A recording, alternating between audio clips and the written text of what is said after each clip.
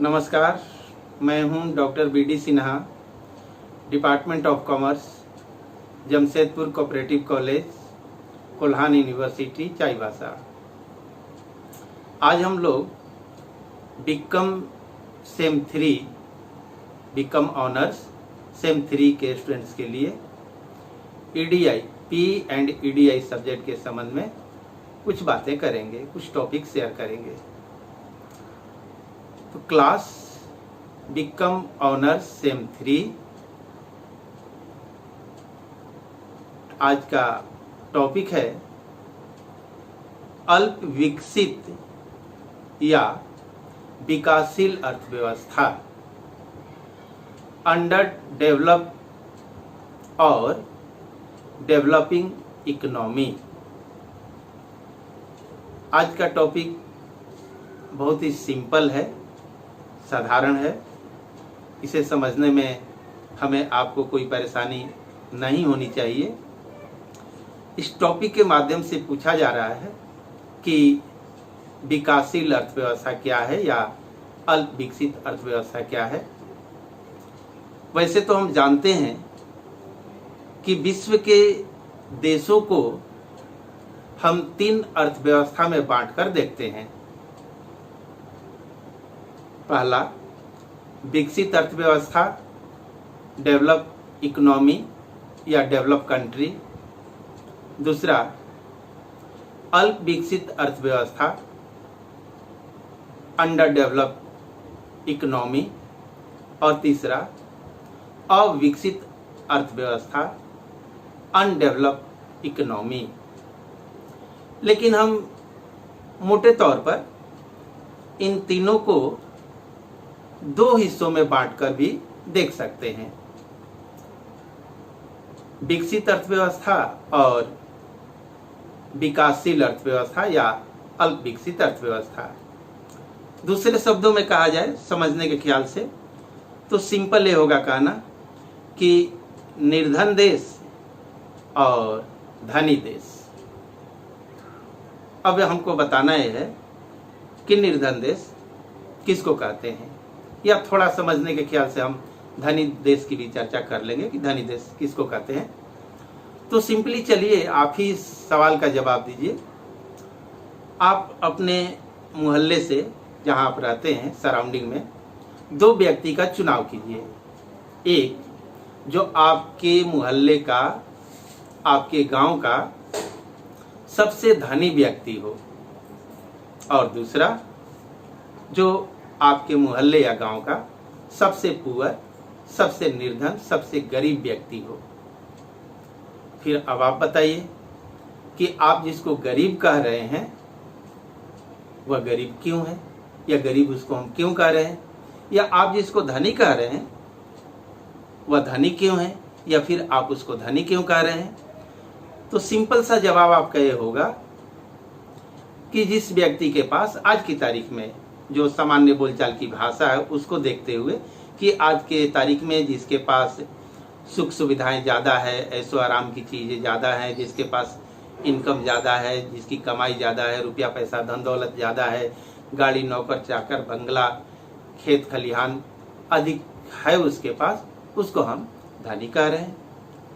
ठीक इसके विपरीत जिसके पास ये सारी चीज़ें नहीं है, यानी जिसके तन पर ठीक से वस्त्र भी नहीं है, खाने के लिए भोजन भी नहीं मिल पाता है, रहने के लिए बड़ी मुश्किल से उसके पास एक झोंपड़ी है, या कभी कभार वो भी नहीं है, उसको हम गरीब कहते हैं। सिमिलरली इसी कथन को या इसी बात को अगर हम देश के संदर्भ में कहें तो फिर हमें विकसित देश या विकसित राष्ट्र, डेवलप कंट्री किसको कहना चाहिए।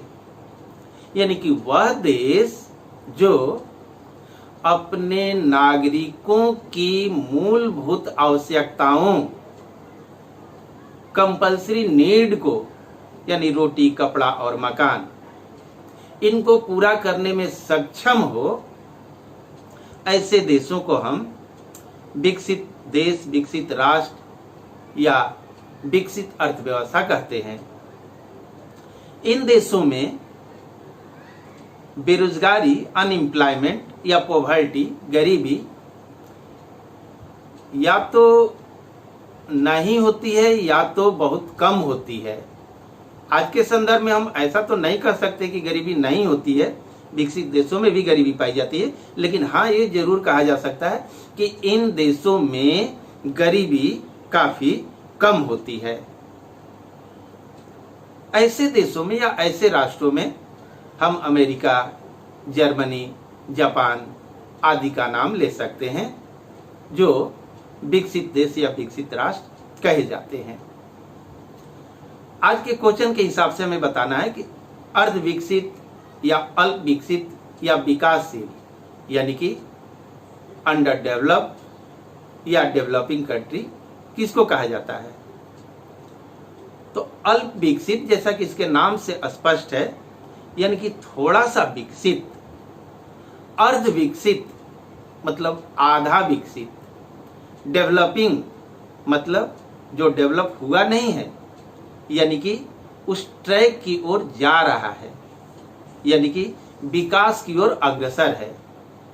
तो अल्प विकसित राष्ट्र या अल्प विकसित अर्थव्यवस्था ऐसी अर्थव्यवस्था को कहते हैं जो अपने नागरिकों की मूलभूत आवश्यकताओं को, कंपल्सरी नीड को फुलफिल करने में असमर्थ रहता है।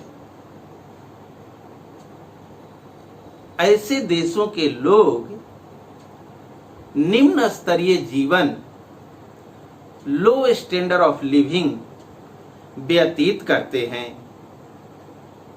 ऐसे देशों में बेरोजगारी, अनएम्प्लॉयमेंट बहुत अधिक देखने को मिलती है। यानी एक तरह से कह सकते हैं कि बेरोजगारी का बोलबाला होता है।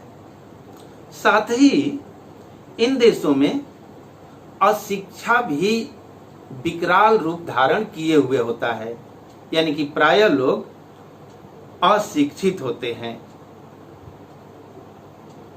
आज की तारीख में हम बात करें तो अगर अशिक्षित नहीं होते तो ये लोग दूसरे प्रदेशों में काम करने नहीं गए होते और न ही लॉकडाउन में फंसते, न ही अपने घरों में आने की इन्हें जल्दबाजी होती और न ही रास्ते में जो हम बहुत सारे हादसे देख रहे हैं वो हमें देखने को मिलता। अगर सभी लोगों को, सभी देश के लोगों को अपने अपने प्रदेशों में ही नौकरी चाकरी की व्यवस्था हो जाती तो आज जो स्थिति है शायद देखने को हमें नहीं मिलता। बहरहाल अल्प विकसित देश के लोग बहुत ही नरकीय जीवन व्यतीत करते हैं। अधिकांश जो जनसंख्या है वह ग्रामीण क्षेत्रों में होती है, पाई जाती है, रहती है। और ग्रामीण क्षेत्रों का हम जानते हैं कि मुख्य धंधा कहिए, ऑक्यूपेशन कहिए, इनका कृषि होता है। और खेती में भी हम जानते हैं कि इनके पास सालों भर खेतों में काम करने के लिए काम ही नहीं होता। तो वर्ष में मुश्किल से इनके पास 200 दिनों का 200 डेज ये काम करते हैं और बाकी दिन बेरोजगार रहते हैं, क्योंकि इनके एरिया में या ये जहाँ रहते हैं वहाँ पर लघु एवं कुटीर उद्योग का भी लगभग आज की तारीख में बुरा हाल है। आज अल्प विकसित राष्ट्रों की श्रेणी में हम भारत को रख सकते हैं। और भारत के जितने भी नेबरिंग कंट्री हैं, जो हमारे पड़ोसी देश हैं, चाहे वो पाकिस्तान हो, चाहे वो श्रीलंका हो, चाहे नेपाल हो, चाहे अफगानिस्तान हो, चाहे वो भूटान हो, चाहे बर्मा हो, चाहे बांग्लादेश हो, ये सभी अल्प विकसित देश की श्रेणी में आते हैं। लेकिन अल्प विकसित या विकसित को इतना आसानी से हम क्लासिफाइड या वर्गीकृत नहीं कर सकते हैं। यहाँ भी समस्याएं कभी कभी पैदा हो जाती है। उदाहरण के तौर पर हम जानते हैं कि अमेरिका एक विकसित राष्ट्र है। उसकी तुलना में हम भारत को क्या कहेंगे? अल्प विकसित, डेवलपिंग कंट्री। लेकिन भारत की तुलना में बांग्लादेश को फिर हम क्या कहेंगे, जबकि हम कह रहे हैं कि बांग्लादेश भी अल्प विकसित है। तो अल्प विकसित देशों की श्रेणी बनाना आसान नहीं है। वैसे देखा जाए तो अल्प विकसित देशों को हम अनेक नामों से संबोधित करते हैं, जैसे कम आय वाले देश, निर्धन देश, या पूर्व औद्योगिक अवस्था वाले देश, अविकसित देश, पिछड़े देश या विकासशील देश। वर्तमान समय में ऐसे देशों को तीसरा विश्व भी कहा जाता है, या कभी कभी इनको हम दक्षिण आदि नामों से भी संबोधित करते हैं। विकसित देशों को मापने का कुछ और भी तरीका है या मापदंड है या मेजरमेंट है, जैसे भूमि और जनसंख्या का अनुपात, कुल उत्पादन में औद्योगिक उत्पादन का अनुपात, प्रति व्यक्ति पूंजी का कम अनुपात, निर्धनता, प्रति व्यक्ति निम्न आय आदि। कहने का आशय यहाँ पर यह है कि विकासशील या अल्प विकसित देशों को हम आसानी से वर्गीकृत या क्लासिफाइड नहीं कर सकते हैं। बहुत बार ऐसी समस्याएं हमारे सामने आती है कि हम चीजों को देख रहे हैं, समझ रहे हैं, लेकिन उसके बारे में कहना, उसके बारे में बतलाना बड़ा ही कठिन होता है।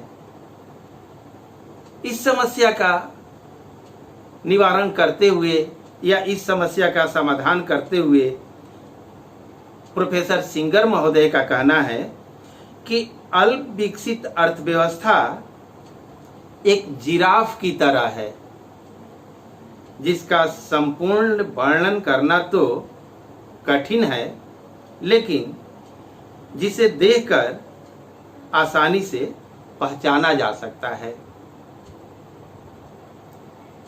इनका कहना है कि अगर हमसे कोई पूछे कि जिराफ कैसा होता है, तो उसके बारे में बतलाना इतना आसान नहीं होगा, लेकिन हम अगर उससे देख लें तो देखकर कह सकते हैं कि हाँ, यही जिराफ है।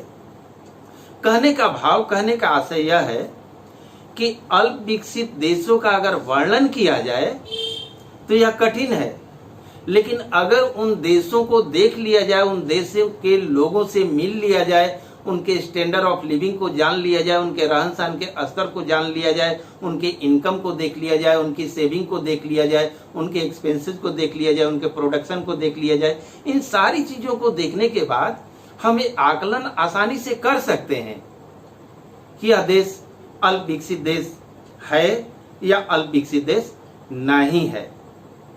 इसी तरह से हम कुछ विद्वानों द्वारा दी गई परिभाषाओं को देखकर यह अनुमान लगाने का प्रयास करें कि अल्प विकसित देश किसे कहा जाता है।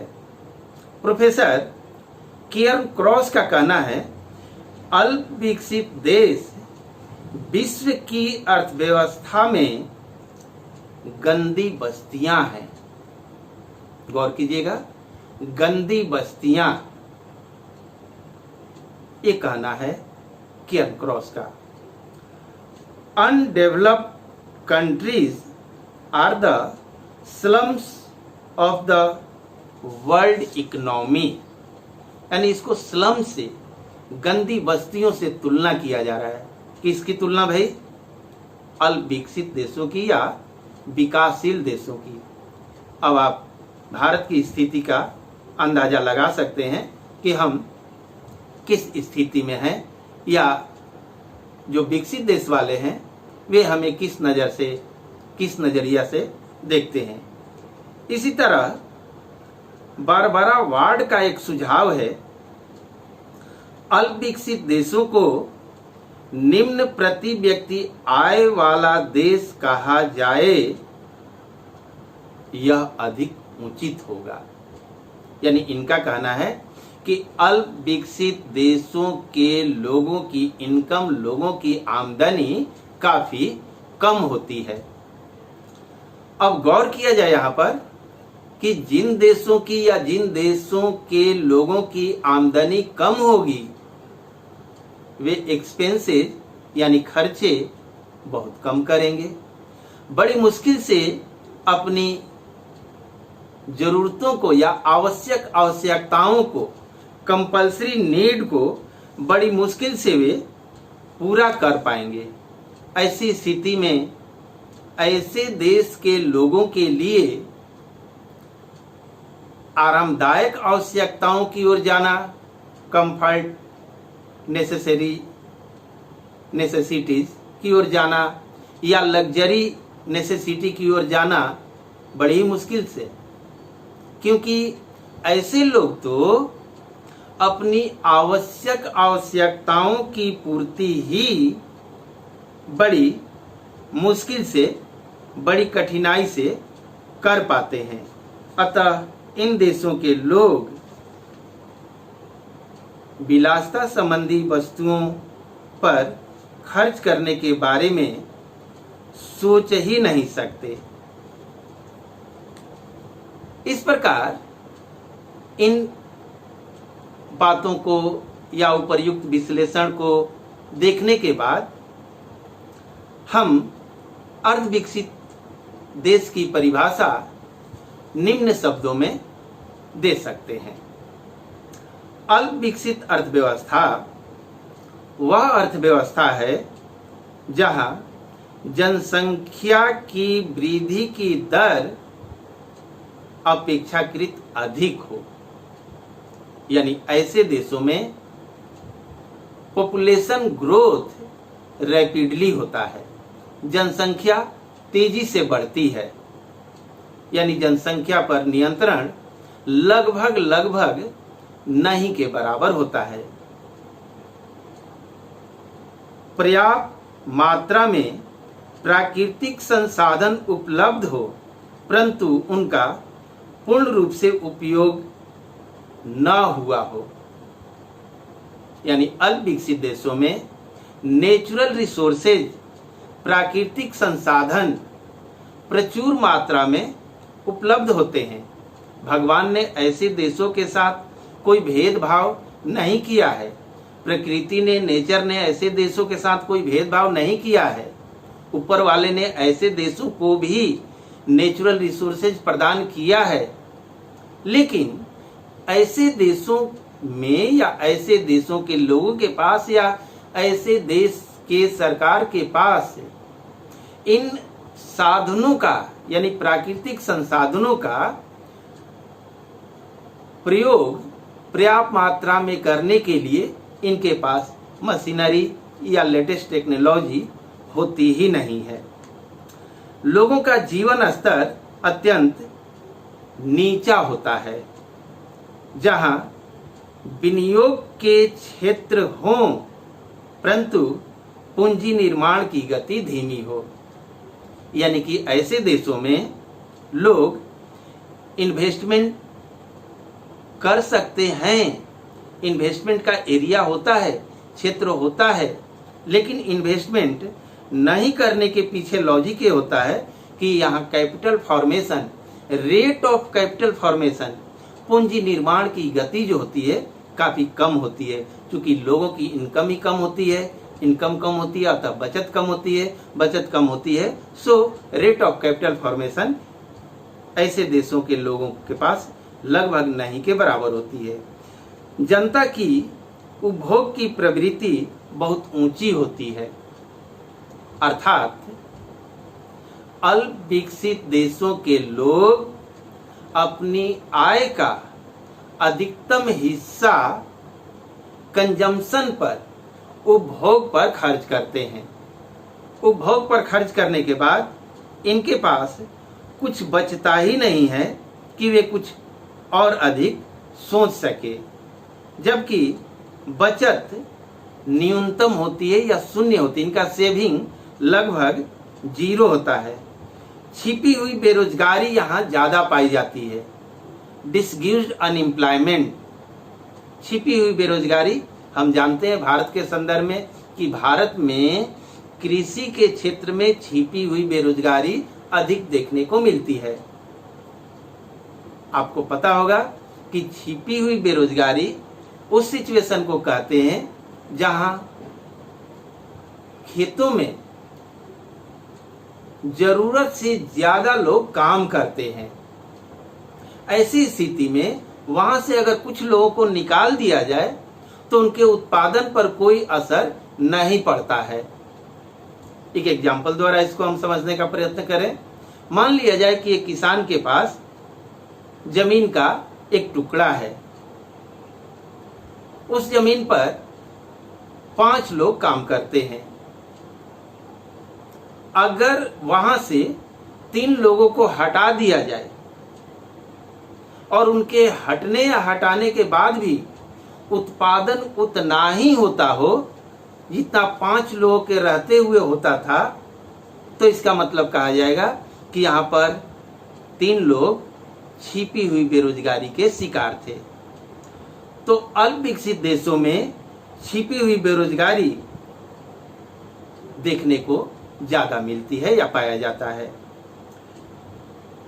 ऐसे देशों में कृषि कार्य पुरानी विधियों से किया जाता है। वही जो हम सदियों से सुनते आए हैं लोगों से, अपने पूर्वजों से, हल, बैल, खुरपी, कुदाल, फावड़ा आदि माध्यमों से। इनके पास लेटेस्ट टेक्नोलॉजी या हार्वेस्ट मशीन, ट्रैक्टर आदि साधन लगभग नहीं के बराबर होते हैं। उद्योग, व्यापार, यातायात ये सभी पिछड़ी हुई अवस्था में होते हैं। फिर भी यहाँ के लोग इतना होने के बावजूद भी, गरीबी होने के बावजूद भी, आवश्यक आवश्यकताओं की पूर्ति नहीं करने के बावजूद भी यहाँ के लोग अपने जीवन को और बेहतर बनाने का हमेशा प्रयास करते हैं। उनकी कोशिश होती है कि हम अपने स्टैंडर्ड ऑफ लिविंग को हाई करें। इसके लिए वे प्राकृतिक साधनों का, नेचुरल रिसोर्सेज का सर्वोत्तम ढंग से उपयोग करने की कोशिश अवश्य करते हैं। भले ही कुछ कारणों से इस कोशिश में वे कामयाब नहीं हो पाते हैं, लेकिन उनकी कोशिश होती है कि इन साधनों का सर्वोत्तम उपयोग किया जाए और अपना जीवन स्तर ऊंचा उठाया जाए। तो आज का टॉपिक समाप्त। Thank you.